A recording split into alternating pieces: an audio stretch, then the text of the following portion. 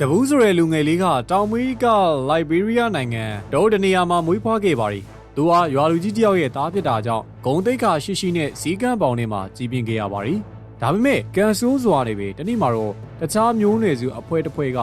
ကဘူးတို့ရွာကိုတိုက်ခိုက်လာပြီးတော့ကဘူးနဲ့သူ့ဖေပြီးတော့တခြားကလေးတွေပါဝင်ဖမ်းဆီးခေါ်ဆောင်ခြင်းခံခဲ့ရပါတယ်အဲဒီမှာဖမ်းဆီးခံရသူတွေကနေတိုင်းရိုက်နှက်နှိပ်စက်ခြင်းခံခဲ့ရတယ်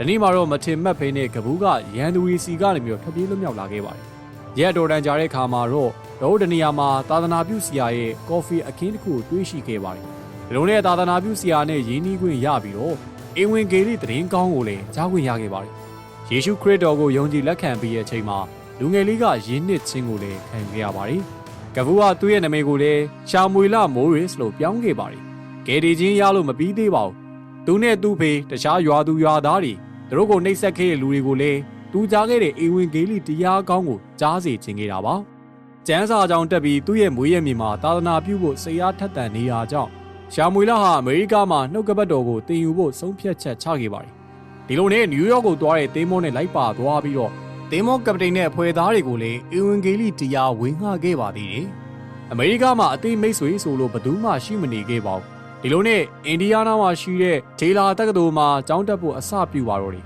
။ရှာမွေလဟာအသက်သာငယ်ပြီမဲ့ကျောင်းမှာရှိတဲ့သူ့ရဲ့တငယ်ချင်းတွေသာမက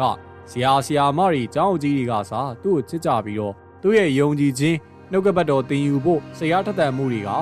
လူတိုင်းအတွက်အတူယူစရာဖြစ်နေခဲ့ပါရီ။ဒါမဲ့လည်းရှာမွေလဟာစိတ်မကောင်းစွာနဲ့အဆုတ်ယောဂခံစားပြီးအသက်20ဝန်းကျင်မှာပဲသေဆုံးသွားခဲ့ရပါရီ။